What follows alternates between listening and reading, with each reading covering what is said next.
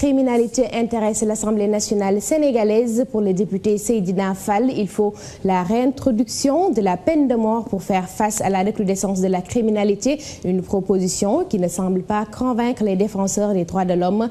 Pour eux, le rétablissement de la peine de mort serait un recul de la démocratie sénégalaise. Reportage signé Birahim Sounera et Alun Diagne.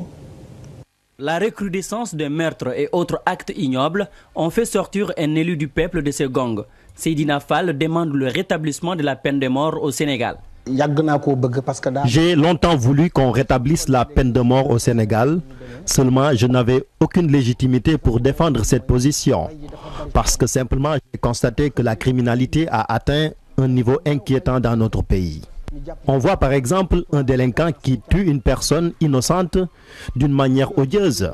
Mais il écope seulement de 2, 3, 4 ou 5 ans de prison, puis il bénéficie d'une liberté. C'est injuste et insupportable à la fois. Des défenseurs des droits de l'homme estiment que la suppression de la peine de mort au Sénégal était une avancée démocratique. Ils estiment que sa réintroduction serait un acte regrettable. Quelles que soient nos émotions aujourd'hui par les tueries qui sont exercées au Sénégal ou à Dakar, nous ne pouvons pas imaginer qu'on puisse revenir à la peine de mort. Pour nous, c'est une réaction d'émotion d'un député qu'on peut comprendre, mais qu'on ne peut pas justifier, justement pour dire que la peine de mort sera rétablie. Maître Ndeye Fatou Touré, avocate et ancienne députée à l'Assemblée nationale, adopte la même position. Cependant, elle exhorte les autorités à renforcer les dispositifs sécuritaires. Moi, je pense qu'il y a plusieurs approches, plusieurs solutions à prendre. Ce n'est pas forcément en tuant, en éliminant systématiquement cette personne-là qu'on va éliminer le crime, mais il faudra renforcer quand même la sanction et mettre en place un dispositif de prévention. J'ai décidé de faire une proposition de loi à l'Assemblée nationale pour qu'on réintroduise la peine de mort au Sénégal. Je me concerterai avec mes collègues députés. Car depuis que le régime de Abdoulaye Wade a aboli la peine de mort en 2004, la criminalité s'est accrue avec des meurtres crapuleux. En attendant des mesures adéquates pour lutter contre la recrudescence de la criminalité au Sénégal, la police a entamé une opération de sécurisation, une manière d'installer la peur chez les agresseurs. Merci beaucoup Birama Sounera. En tout cas, peine de mort ou pas, les agressions continuent dans la capitale sénégalaise et le quartier Grand Yoff ne sort pas du lot. Dans cette localité, impossible de circuler la nuit et la psychose est omniprésente.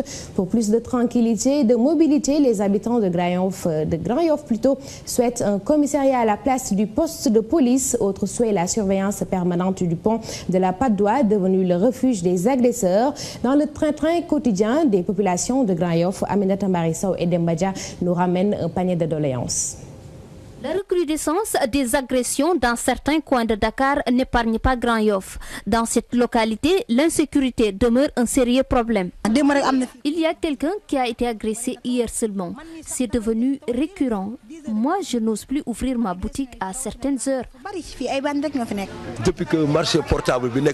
Depuis l'installation du marché au portable sous le pont de la Patte d'Oie, on a noté une recrudescence des agressions et vols. Tous les délinquants se retrouvent là-bas.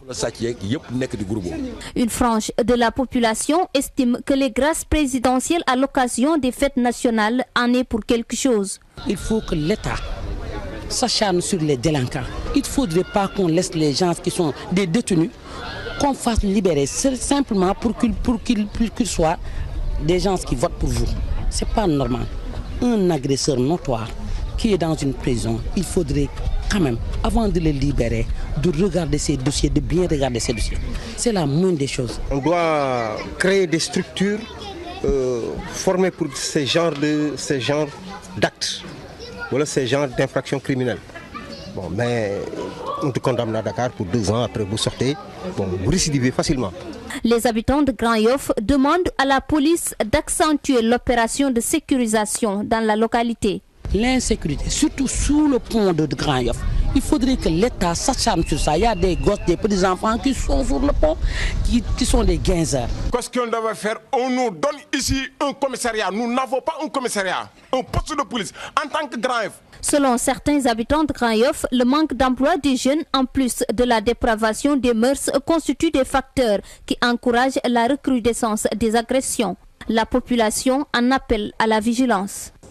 Restons avec la justice. La menace d'exécution des 47 condamnés à mort brandie par le président gambien Yaya Jammeh inquiète et interpelle les défenseurs des droits de l'homme qui réclament une réaction rapide de la communauté internationale afin de dissuader le chef de l'État gambien dans son projet d'exécution des condamnés à mort à la rencontre des défenseurs des droits de l'homme Birama Sounera et Alioune Diagne.